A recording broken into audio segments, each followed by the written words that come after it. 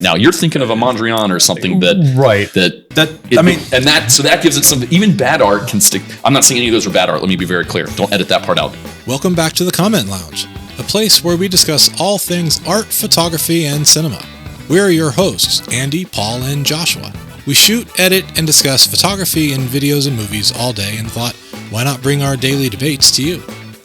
In today's episode, we'll be exploring what the differences are between art and craft. Snapshots and portraits. Has the democratization of the art world via the internet helped or hurt art and artists? And speaking of the internet, is the new technology and AI helping or hurting artists? After that, we will of course have our lightning round questions, but without further delay, so let's discuss some art. First question for today is, what is art versus craft? Portrait versus snapshot. What makes you an artist? Mm-hmm. Who wants to go first? Well, the thing about art, okay, so let's start with just like art versus craft. All right. In my opinion, it's such a melding nowadays. It used to be that art was more like fine art that you'd actually see like post in a museum. It was like famous paintings, things along those lines. But because of the way that because of the way some fine artists use craft, I mean, there's kind of like a little bit of, it blurs the lines a little bit nowadays. I know a couple fiber artists that you could say, well, that's just a craft, but it actually is like a fine piece of art. So I guess I would say craft would be more something that you'd actually make for, say, your home, for instance, you know, your live, laugh, love sign. Okay. Whereas art, it kind of transcends that into an area which makes you think a little bit more, and you could see in, say, a museum or something along those lines. What do you think? So the point I feel about art versus craft is art should be saying something, right? Like art should be the art. So there's a skill level, right? But I'm not saying that that's the only benchmark there, right? Because there are unskilled or uneducated or undeveloped artists, they're still saying something. So I don't think it's the skill. And then there's people that are really great at painting something, but they're never saying anything at all, right? So I don't think skill is a part of it. I think it's that message. What are you saying? Well, then it gets into the conversation of, is it art versus like illustration? Illustration has a commercial value to it, that it was created in order to sell a product or to advertise a product. So I do believe that when we look at art, we've got performance art and music, and I don't want to get into the weeds on all those different examples. Today, we're primarily talking about visual arts. Right. But I do believe commercial art is a legitimate form of art. Mm-hmm. Even if it's saying, this is how I want to sell you this thing. So not every piece of commercial art is art, but there's some amazing commercial art. Like, my absolute favorite illustrator is Jack Davis. And at one point he was considered the most successful cartoonist with his Time magazines and TV guides and Mad Magazine and all the illustrations. He was considered the most profitable cartoonist. Every single one of his pieces is art. I mean, it's straight out, even though it's advertising movies. So he has to include this guy's face and this little story element, the way he put it together, the detail, he loved doing it. And so I feel like I would hang up, I mean, there's a lot of people that would. The Mad World original illustration, like, okay, so that is art. But to go back to what you were saying when we had our film discussion, mm-hmm. When you talk about intentionality and you're talking about what are they trying to say, you said, well, you could do that with anything, right? You can put this is what they're trying to say to anything. Okay, yeah. So if you could do that to anything, then that makes pretty much anything art. But if there's you still have to be saying something. But that's what I'm saying is you could sit there and say, well, no, this is what I'm saying. So if that's what I'm saying and that's how it is, then it's art. So, okay, let me put this example out there. Bob Ross. A lot of people would disregard Bob Ross as an artist, right? What is he saying? He's making happy trees. I think there's an art to bringing people with you, showing people that you can create art. That's the art. The art is, look, start with a blank canvas. Start with a knife and a piece of paint or a squirt of paint and create something. That's the art. It's not the end product. The end product's cool, I guess. I'd love to have an original Bob Ross. But the fact that Bob Ross was an artist, he was saying, you can all do art. I want to see you do that. Mm-hmm. That was his art. Now, is that worthy of a museum or retrospectives? I mean, it's not high art that changed society, if we want to put validators on it. But I would say, yeah, that's art. Well, so that's what I'm trying to say is that I'm not trying to like gatekeep and be like, oh, well, the McDonald's logo is not art, but this other thing McDonald's logo is definitely art. So I'm saying that the idea of art can be a lot more broad than it sounds like what's being said, because there are some amazing art pieces that you can look at and be like, well, what are they trying to say? They might not have been trying to say anything. It's just the form and the lines caught their eye when they were creating it, when they were photographing it, when they were sculpting it, and left an impression and there you go. You don't have to find a 20-page dissertation meaning. It doesn't have to be a dissertation, why. but I think they're speaking. I think the artist is expressing, right? So if you want to divide good versus bad art, I consider any piece of art that sticks with you, that you remember it, has value. If it made a reaction, because when we talked about cinema, you're saying something, right? So there has to be an audience, right? And you don't have to gear it towards the audience. You can make it for yourself. But if you never intended to show it to anyone, that's one way. That's not a conversation. Art is a conversation. One of my favorite quotes is, "An artist, when you make a piece of art, you're arguing with the universe that this moment deserves to exist." Okay. Yeah. Right. So, which would mean any snapshot would kind of be art. I'm not struggling. I have differing viewpoints on Vivian Maier. Wait a minute. There's only one viewpoint you can have for Vivian Maier, and we'll get into that. So, well, that's what I want to get into. So to my point, she didn't want an audience. No, right? She did not want an audience. She did it just totally for herself. She did not want these photos shared. And I look at these photos and I'm like, hey, these are saying something, right? But if we didn't have the knowledge that this was a unskilled, or not unskilled, but untrained photographer, right, just kind of capturing what they wanted to see. And then it was lost for decades until after she died and we found it. Like, that's the interesting part to the story is, wow, look at this unforeseen or previously unseen gallery of or collection of art.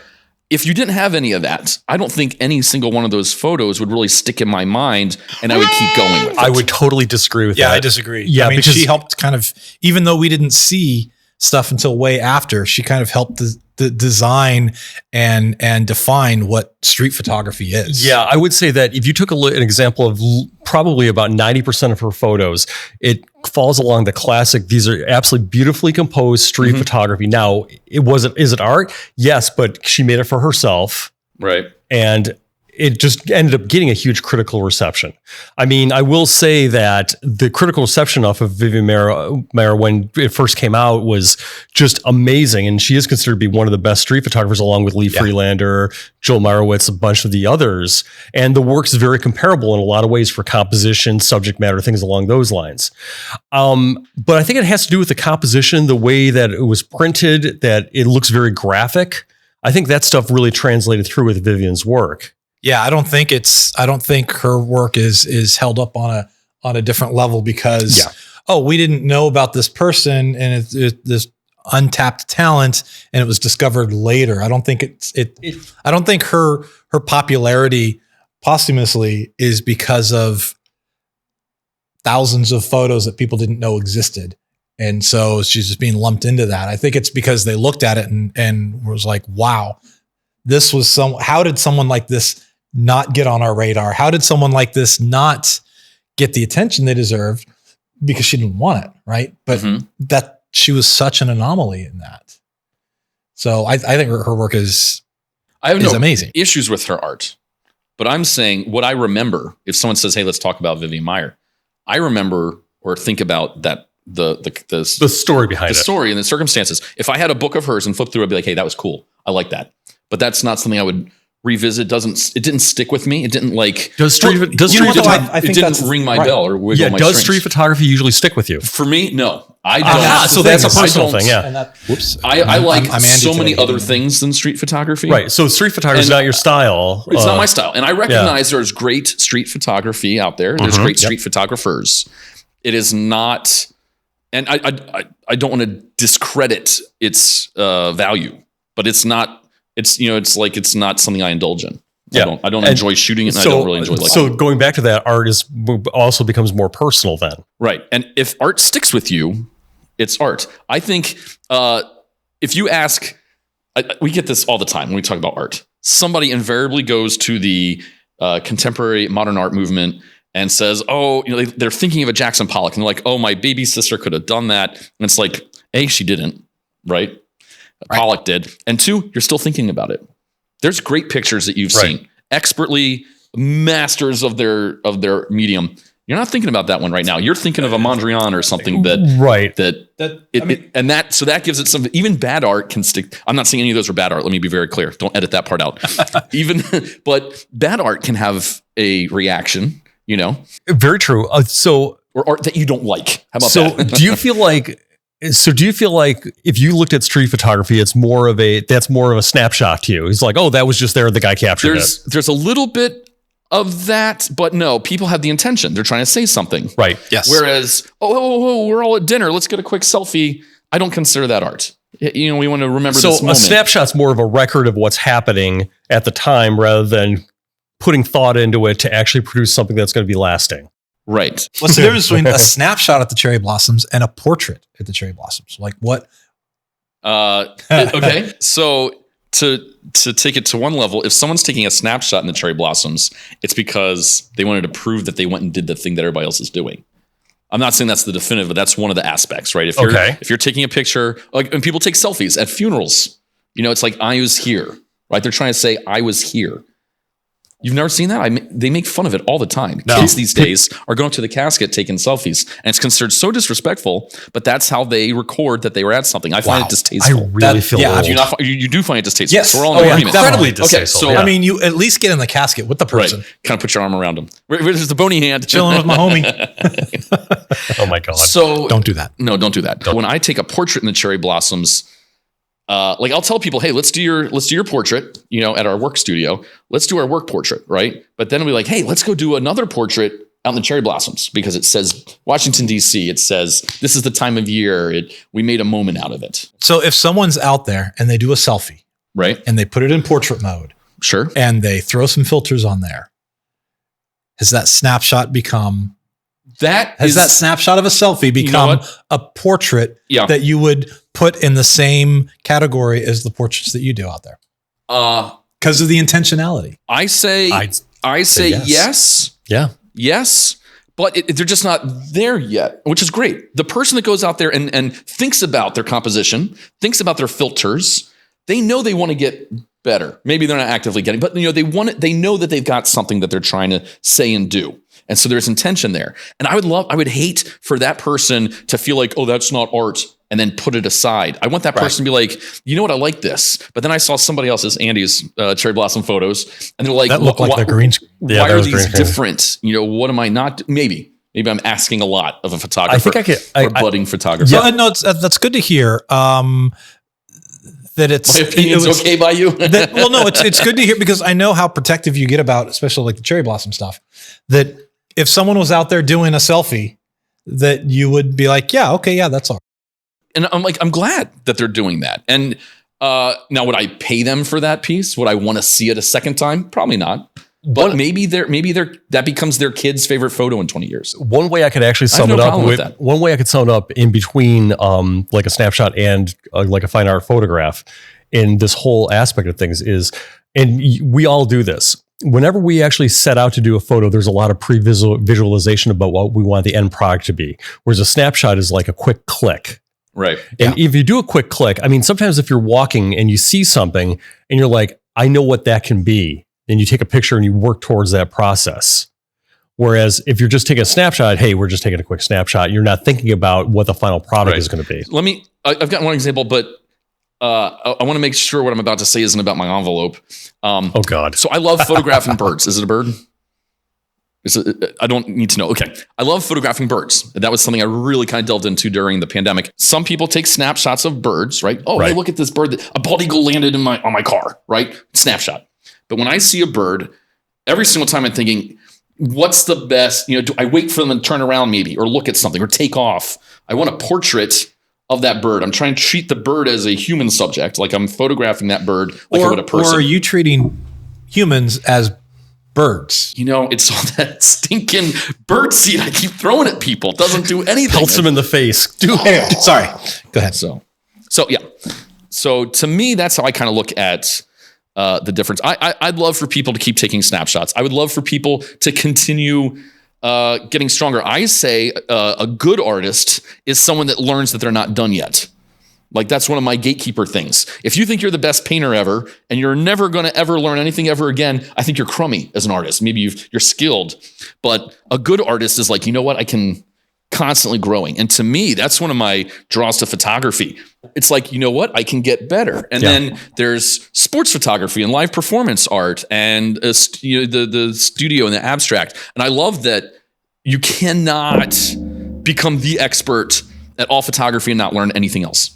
And I love that. And so to me, an artist is somebody that a good artist wants to grow, wants to get better. Right. Yeah. And has that desire all the time. So what I've found a maybe deficiency with me is that I have a hard time and will refuse a lot of times to do snapshots. If I'm on vacation or if I'm out and about, Because you're always looking for the perfect shot. I can't just do a snapshot because I'll if I snap something like on the phone or on the camera, I'll look at it and be like, well, what am I going to do with this? You got to. I don't like this. I would go back and do it differently, but then I'm not doing a snapshot. I'm doing a photo. I do that too. I do that too. I have a hard time just grabbing fun snapshots. And so when I'm out with friends and we're doing things, someone else is always taking the picture and they're like, well, why aren't you taking pictures? I was like, I can't get into the mindset of just easy, quick snapshots. Everything anymore. has to be a certain Everything's got to be like, what am I what's my end goal with this? What am I trying to say with this image? Yep. Right. Well, one thing is I was going to mention to you guys as far as snapshot goes, one photographer you got to look up. Do you know who Nan Goldin is? Nan Goldin actually did a book back in the mid 80s called The Ballad of Sexual Dependency. And basically, it introduced to the art world what they call the snapshot aesthetic. All of her photos were basically considered to be quote unquote snapshots done with a point and shoot camera of her life. But the way that everything was composed, the light, the subject matter, the storytelling that went to it, it elevated her basic snapshots into a level of art. And that kind of followed suit. So I think that snapshots can definitely be considered art just based on that. And now with the iPhone making this whole process 20 times easier, I think that some people could approach their snapshots with a little bit more of thought behind it and really produce like series of art. I mean, when I do in my street photography, they're just snapshots, but I'm sitting around pre-visualizing where I see subjects and how I want the final image to look. Or with street waiting for here's the perfect lighting. I'm waiting for the person with the right colored jacket to come across. Henri Cartier-Bresson, the guy jumping in the water with a foot just an inch below. That was totally pre-visualized and planned. Okay. Would you rather have someone say you are a great artist or you are good at your craft? I would much rather say that I'm a great artist. Why? Because to me, as I said, the skill level is not as important as someone that is good at expressing themselves or saying something. I'd rather have someone say, you're a great artist and your art's just weird. I don't get it. Than someone saying, hey, you take an amazing photo of an action figure, Because of because of the way we view artists versus craftspeople. In other words, artists are actually at a level way above a craftsperson. I think craftspeople are fantastic, and they like office furniture, right? An artist had to design that, or a craftsman had to put it together. And it's great, and it's ergonomic, and it suits a purpose. That's fantastic. I don't know if they're saying something as an artist every time. But some of that stuff, the mid-century stuff, is in the Museum of Modern Art. Art. Chair, absolutely. I think we put an Eames chair on our budget for the studio. Oh God.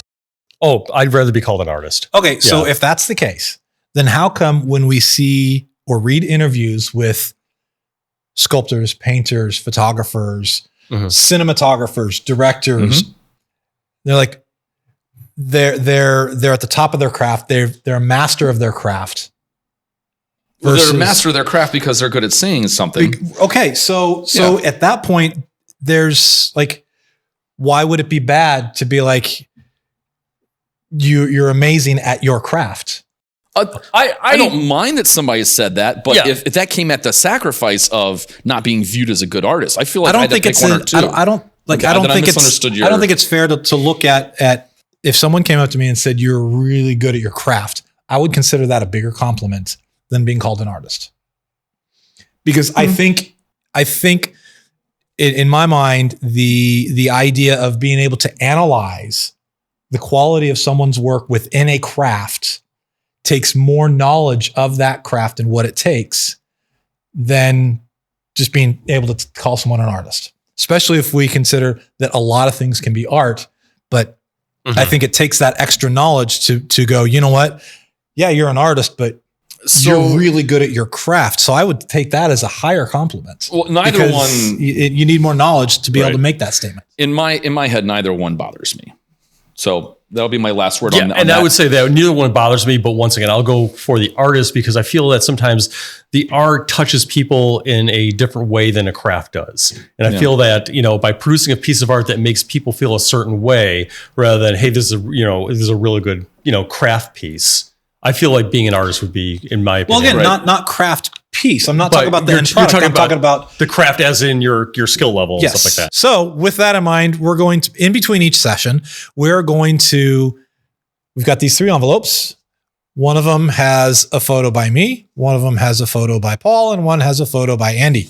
We're going to spend 30 seconds tops to defend why that image is art. And we're going to start with Andy. I have no idea what it is. This is a piece of art that I decided to share. Flushing Meadows, Queens, 2022. Your time starts now. Now, go. This is the globe from Men in Black. That's why I went there. I had not had the opportunity to go see that Men in Black park. I know it's very significant for the World's Fair and things like that, so I wanted to go see it. So while I was walking around, I said, here's something that's photographed a lot. People love taking pictures of it. It's been around for, more than half a century. Can I take a picture of it? Can I bring something new to the table? And I feel like we're surrounded by landmarks. That's it. And that's your time. That's it. Yep. I stand by that defense. And I agree with you 100%. So why is that? Look at the composition. Look at the way it was photographed. This is very different than, this is what people would not normally look at when looking at this. You looked at it in between the contrast areas of blue and this, you've created more of a pattern, more of an abstract. So yeah, this is not snapshot. This is art. Thank you. It was intentional. It's intentional. Yeah. I also think that if you don't know the story, if you don't know what that is, exactly, it's still a nice image to look at. Right. Where it's also obviously not from a perspective that one would normally have. I love the fact, and I try to do this a lot. I love when I do abstract, I want you to see what it is and it draws you in. And I want there to be that development process. Like you're in a dark room and you watch the image come into focus. I am obsessed with that. So when I shoot abstract, I really want there to be the initial, what is that? Mm-hmm. And that it's not, oh, that's the globe. You're like, what is that? I recognize earth shapes. I recognize bars. You've had your 30 seconds. I'm not defending it anymore. I'm kidding. So now we're going to move on to the democratization of art in the world via the internet. Is that helping or hurting art and artists? So I'm going to take Paul's hat as stodgy old man and shake my fist and say, get off my lawn. I don't want to be a gatekeeper. But when the internet first came out and people could get on the internet, right? Individuals could post things for strangers halfway around the world could view. I thought it was the most amazing thing ever. I loved the general idea of what happens when everybody gets a pulpit for a minute. Well, now we know, and it's awful. I hate it. I think the biggest downfall I've seen is people don't seem to care about the craft as much because first is better than better crafted. So people are whipping things out as fast as possible, as quickly as possible, and everything's disposable. The memes, if a meme is funny today, it's not funny in 3 weeks. If you shared a 3-week-old, well, the kids, right? The people the society that's going to take over. These kids nowadays. If you've got a 3-week-old meme, you're out. You're done. Everything is disposable. There's no sense of, well, I wanted this to last and have permanence. And so I don't think people are generating art at the level that we have been doing for centuries. I feel like there's a cutoff because like, you know what? I can take a quick snap, throw it up on Instagram, get 100,000 likes, maybe get sponsorship money out of it. I'm done. I don't need to work harder. I don't need to get stronger. And so my personal grumpy old man opinion is when everybody gets allowed, when everybody's special, nobody is, right? I think the internet has heard it. Now, I'm not one for on the table and walking away. I would love to see where we figure out the best way to curate. I say we get rid of the algorithm and it becomes hip to go look at things that are curated. But the problem with that, honestly, and you're going to be surprised. I do agree with you to a certain extent, but I actually think the internet has totally helped art. And the reason why is it's allowed voices that you normally would not see to be out there because we had so many gatekeepers in art, gallery owners, museums saying, what you're seeing there, that's not really good art, but look at this. This is good art. But now, you do have a voice if you're an artist and you can get your work out there. Is it drowned out? Yeah, you do have to play the game. But it's still the cream rising to the crop though. Top. Am I saying that right? Not always. Cream of the crop rising to the top. I'm trying to say that. Yeah, no, I know what you're saying, but and you're right. It is not. The internet, the way it's set up nowadays, it does require to work differently to get your voice out there, but to be able to get your voice out there. I mean, Art Basel Miami this year, so many artists from Mexico City were really showing some unbelievable good work that would be buried like 20, 30 years ago. Right. So I think that, yeah, it is true. There is a lot of crap that's coming out there, but I still think the internet's like an unbelievable way to get your work out. I still haven't figured out how to do that. You can get out there and you will get your voice will get drowned out, but there's more opportunity to find more people that like that niche. And as those people are finding it, so the cream is rising to the crop within each specific niche. Right. Just because it's not popular everywhere and you're not seeing it on the Flickr main pages and people aren't talking about it here, there, and TikTok and everywhere else, doesn't mean it's not necessarily successful or that it's being appreciated. Because if it's a smaller niche or you're finding that audience, I think it's easier to find that audience, even if it's very small. Yeah, finding so that I think it's helping. It's like that core group of cheerleaders. It could be like maybe an 800 to 1,000 people that, yeah, you're not reaching millions, but that 800 to 1,000 are like, this is some of the most amazing stuff I've ever seen. And that'll help push you. Yeah. So, well, I hope it helps push. That's where I was. One of the things is I think a lot of artists that could be good, that didn't get into that gallery the first time, go back, rework on their craft, and then get accepted, or then get published by this magazine, or then get this. I feel like that's one of the things that is suffering. Well, so I don't think that it's you're how much the person that gets drowned out, or the person that gets instant success. Is there any motivation to work harder and continue your craft? But see, I still kind of disagree with the idea of if you were denied gallery entry, that you go back and fix it and make it better to get back to then be able to get into that gallery. That gatekeeping that those galleries have been able to do, which is pushing just the art that they care about or they like. So instead of you having to evolve your art to match their vision, you're able to find an audience whose vision matches your art. Right. But I still think you need some level of rejection. But once you do, but once you start finding those audiences and you start finding other artists that are working within the genres and the styles that you work in, it's going to be easier for you as an artist to find these areas and go, holy crap, look what this guy's doing. Look what this lady is doing. I don't even touch that. Now I have better inspiration because now I'm seeing what people are doing in the areas that I like to do. And I'm able to see what they're doing and me realizing, ooh, I need to get better at this, that, and the other. Right. And it's pushing me and elevating me. So is the art world better right now? I think it is. I think the art world is much better now. I love quoting Joel McHale. He said, he was talking specifically about television. Okay. But it definitely appeals to art and cinema as well, is that because of the internet, because of technology, because of the way our society is, the best art right now is better. but the worst stuff is worse. There's no longer a middle ground. It's dividing. So like just the last 3-4 years, we've had some of the best television that has ever happened. And we also had some of the worst. Some of the worst that has ever happened. Yes. And so that's how I see it. I am glad that we are melting down gatekeeping. I really am. I'm really glad that there's voices, including my own, that would not have a chance to flourish or stand up, right? And so I'm glad. But at the same, and I love seeing the new stuff that's coming out. Right. But I'm worried about the amount of play, the pie chart of the bad stuff. And it's like, do people get burned out on bad art and then stop seeking out good art? No, I disagree. It didn't come to them. I disagree with that. I don't think that's the case. I think people are always, if people are looking for art, they're always going to be looking for art. It's true. Will they be? Yeah, they will. If they're just inundated with crap. Or I get inundated with bad art. I'm still looking for good art. They get complacent with the crap that comes their way. Speaking for myself, if I'm trying to find quality stuff, I'm going to ignore the algorithms because I'm going to make a concerted effort to find these things. And I think the people that can look past and not get bored of seeing all of the crap during their journey to find good things are going to do the same thing. Yeah, knowing that the algorithm is trying to hold them back. We're the good guys in this one.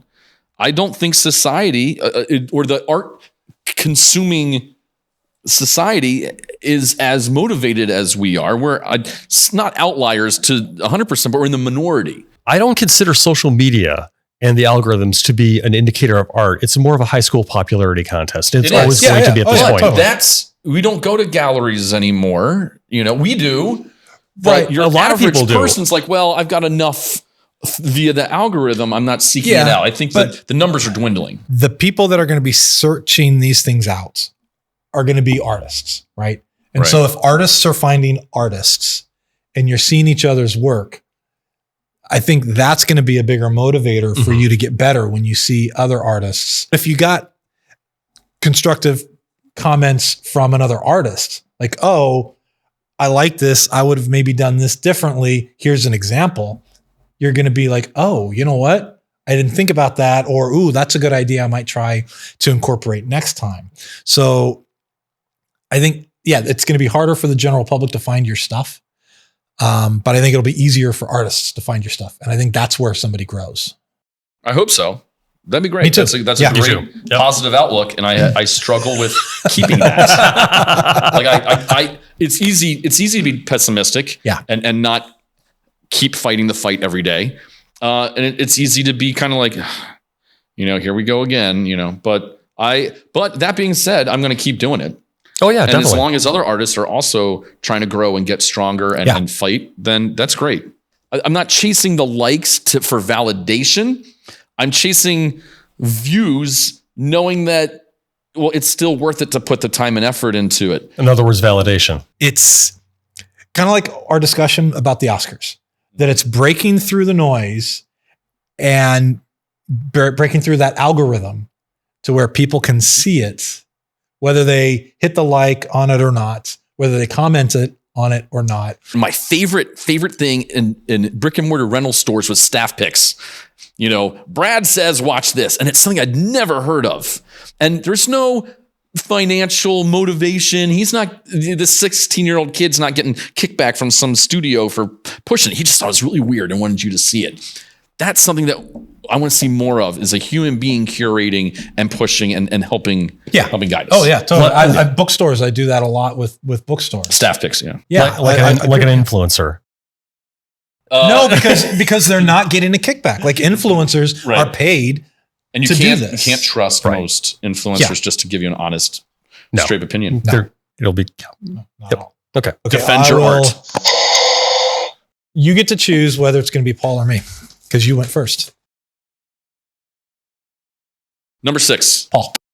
All right. I'm defending whatever. You don't get to look at it. Oh, okay. But we got to pull up 30 seconds on the clock. Let's see. I got it right here. 30 seconds. Is this art? Right. Hard to say. I would say this is more of like my commercial still life work. Craft. Well, you could see it. But I would say with the composition that I did, with the focal plane, and the fact that I was trying to emphasize the bent hand to try to tell a little bit more of a story, I'd say that yes, it was art. So you are okay. Okay. What are you saying? What am I saying? I don't want to get into the whole. You want? No, you know what? For this one, I was just trying to make a very pretty picture of timepieces. That's all I was doing.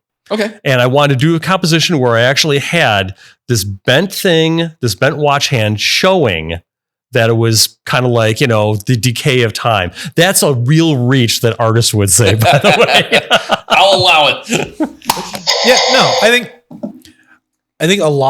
think general public would look at things and their determination, I think, is it art or not, is would they frame it and put it on their wall? That's absolutely true. Yes. I would frame this and put it on the wall. Yeah. In a Holiday Inn.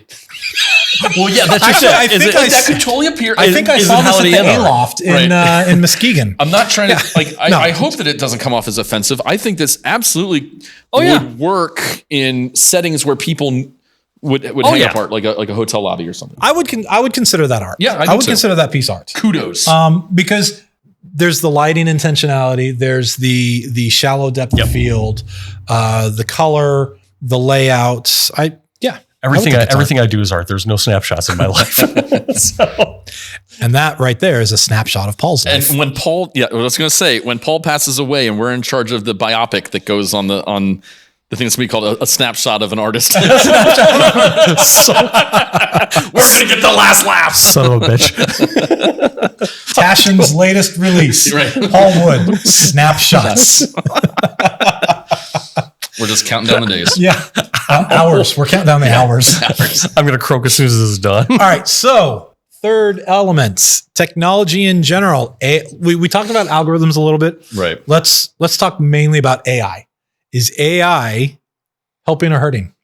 So the art now, is AI helping or hurting the art world and art in general? Like art world meaning the artists, and then art as a final product. I have a positive and a negative.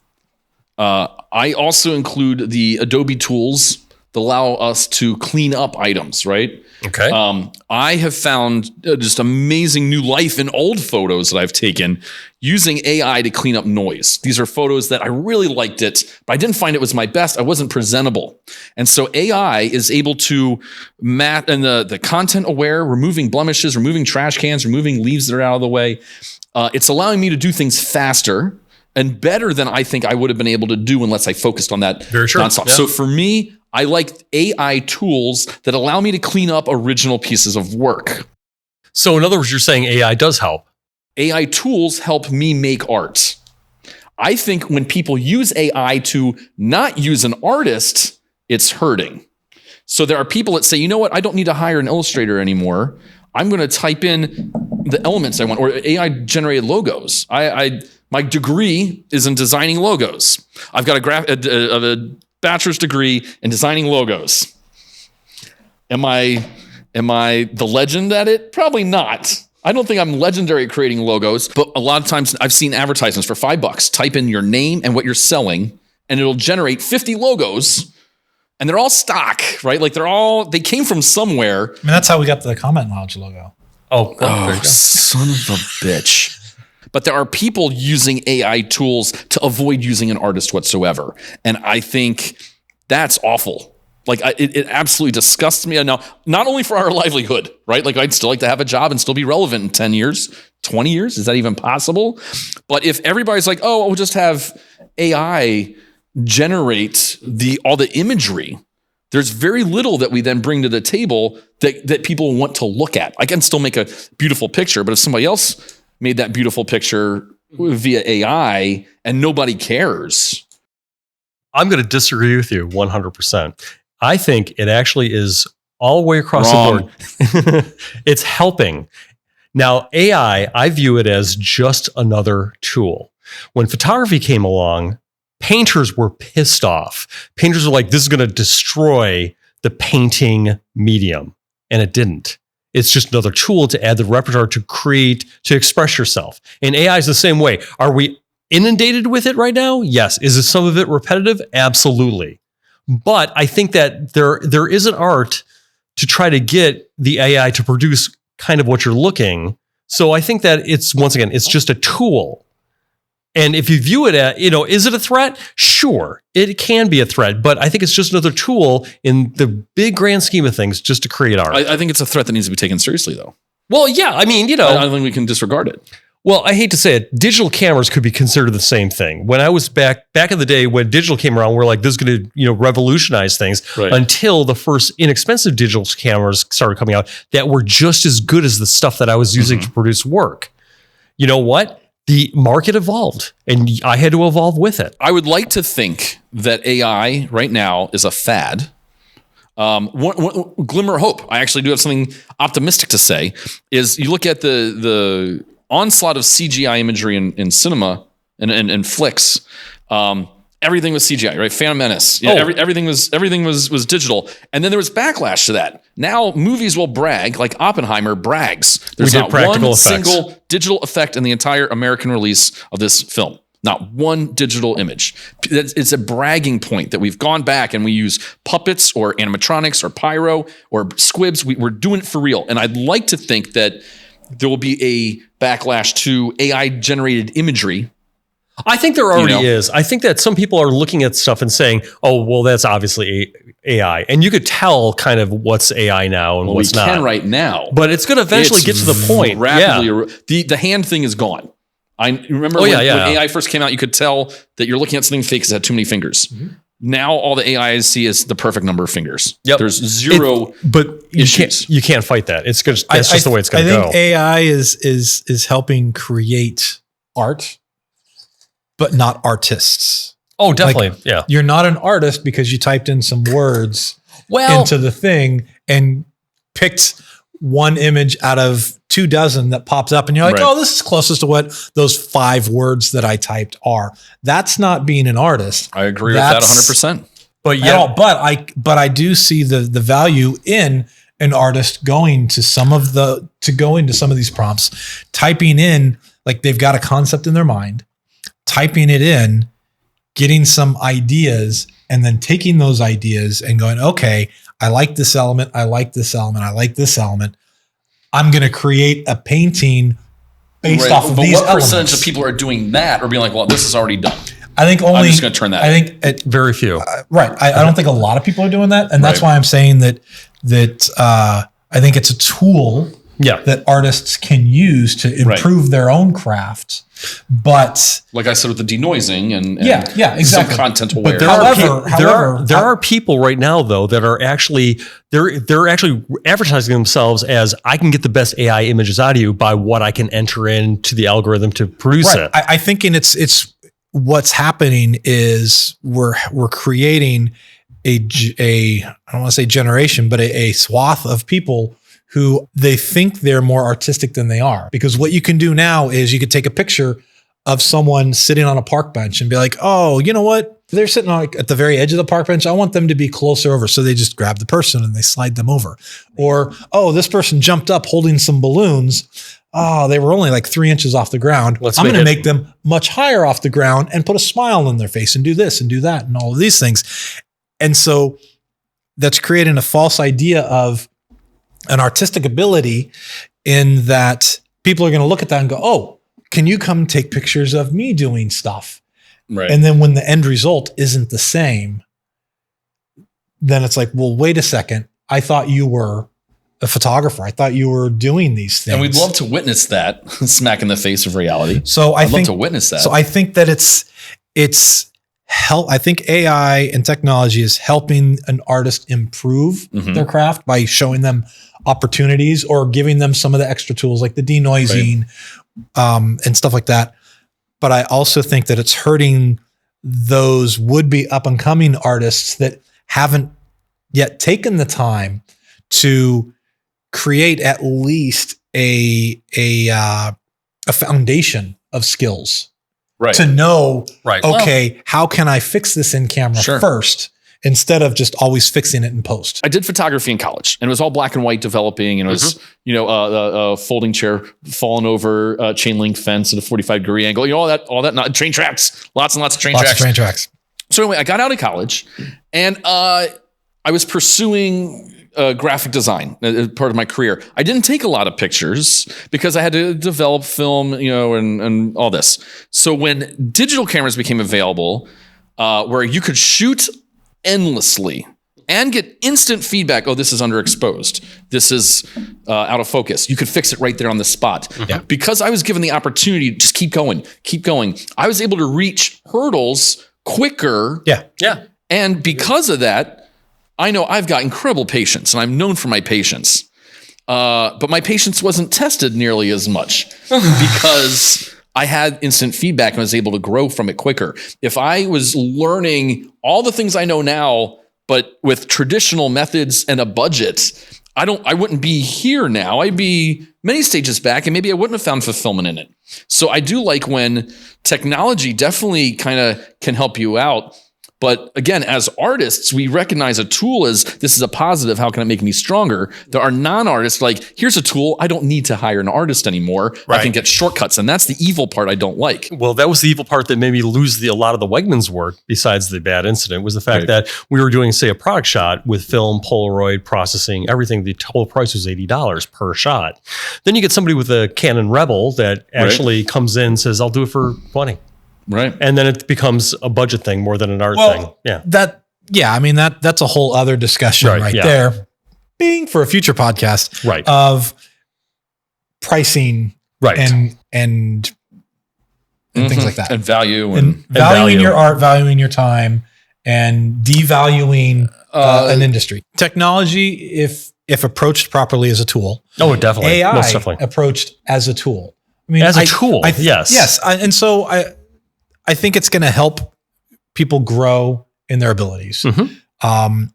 I agree with you. I think the AI bit is going to be, to a point, a little bit of a fad, for lack of a better term. Fingers crossed. Only in that it's hot right now. Everybody's doing it right now because it's new, and that's the buzzword. Right. And most of AI is not actually AI. They're just algorithms. Right.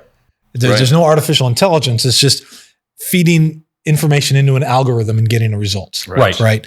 But there's a lot of galleries, a lot of competitions that call for entries in the rules, are stating you will be disqualified if any bit of this is from AI. Right.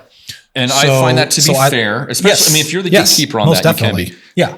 Because we're at the infancy and it just kind of hit hard, it's gone crazy. But I think in the next couple of years, we're going to kind of see that it'll even itself out. I mean, the AI is still very, very new. I'd like to see that happen. Yeah, it'll even out. Absolutely like to see that happen. It'll have to. And I'd like to see that resurgence where you have to prove that it wasn't AI. That's one of the reasons why I like the 3D printed logos. We went there, we did the thing, it's there. And I like having my subjects touching items. It's not just green screen. It's not just there's a tactile backdrop. There's, we're proving. Nothing wrong with green screen. This is that moment where the thing falls down. It's here to stay. It's not going anywhere. It's just how is it going to evolve into the art field? Yeah. Cool. All right. So I guess we now have, Joshua. I'm going to put 30 minutes on the counter. And you have actually, I'm going to say this is art. And you know why? There we go. No, it's Joshua. He's got to defend it. Defend it. Why is it art? Why is it art? Because it's a pretty picture. No, I waited. So you can see here. It's intention. It's intention. This is up in Alaska. Yep. I saw the trees, I saw the steeple, and I saw the birds flying around. And you waited for the bird. I'm waiting. Yep. And I have a few different shots where there's with the bird, without the bird. Right.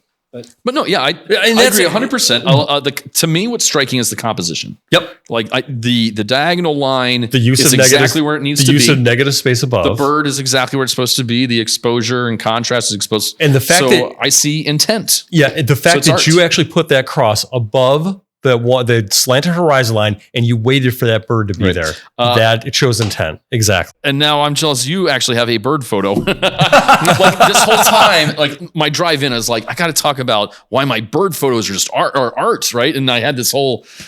Your bird photos are snapshots. Oh, no, they're not. I kid. I think all three of those images shows at the core intentionality. Yep. Yeah, definite intentionality. We stopped specifically at that point, right, to hit the click, to hit the shutter button, and to create that image. And Paul and I had the opportunity to answer, what is it you were saying? Like, what were you saying with that image when you had that opportunity? I wasn't really trying to make a statement other than a natural textural environment. And that you wanted somebody else to share this thing that you saw, right? Like that's my bare minimum. I knew that I knew when I saw the steeple and the cross being more in the sky, I knew people would have a reaction to that. Mm-hmm. Mm-hmm. Right? I knew religious people would have a reaction to that. And then waiting for the bird, I was like, I need something more than that, because I wanted that time. I wanted that space filled a little bit. I needed a sense of scale.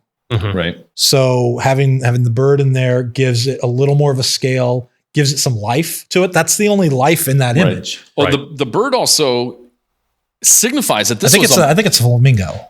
Probably. Alaskan flamingos. Alaskan flamingos. The bird is showing a moment in time, because if there was no bird, I could very well drive to that spot and see exactly what you saw. Yeah.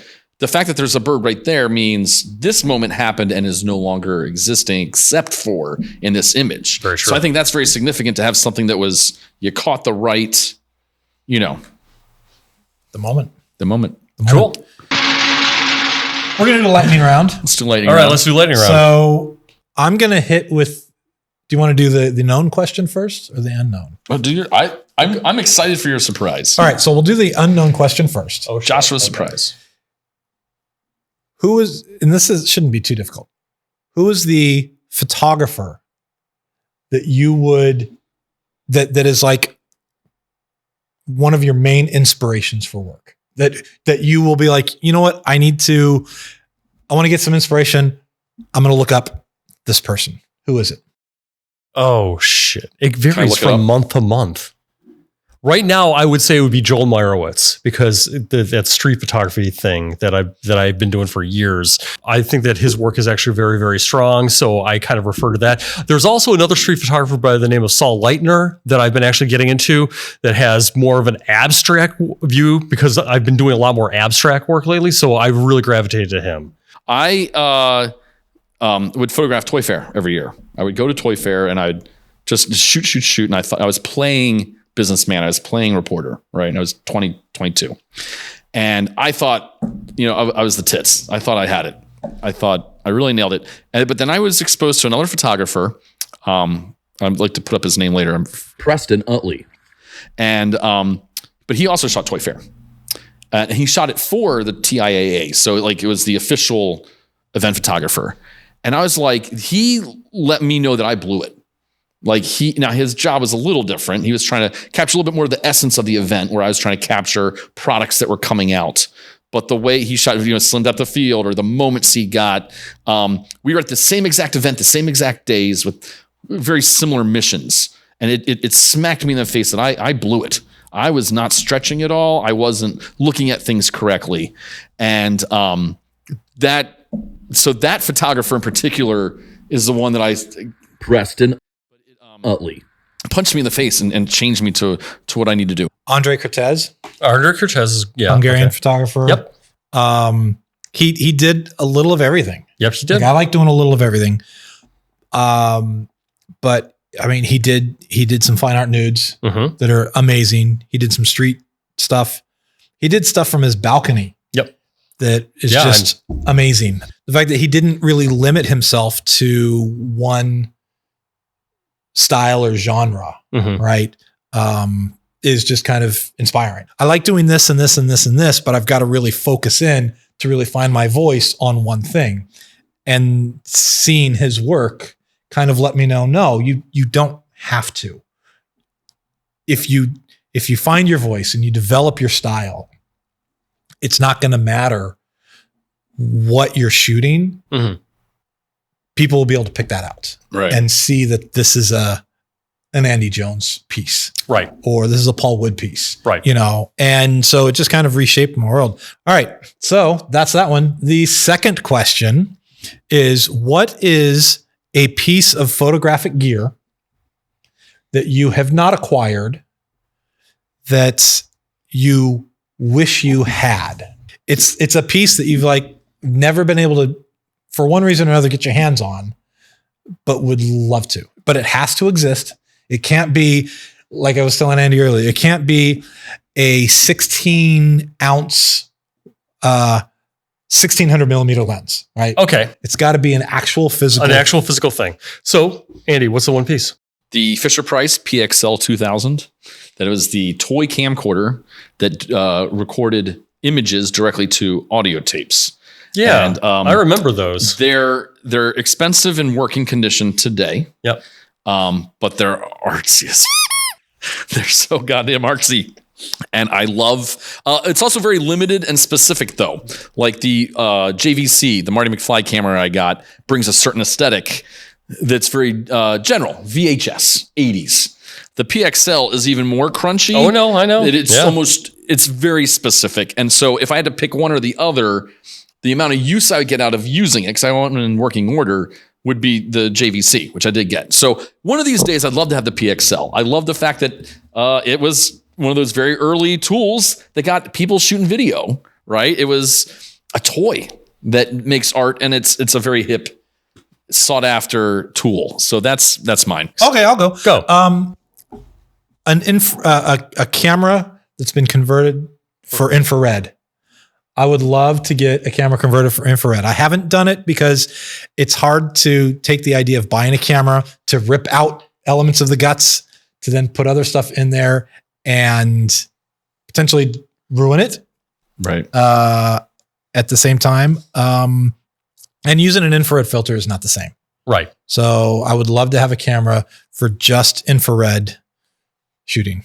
I always approach purchasing these things as, can I make an income from it?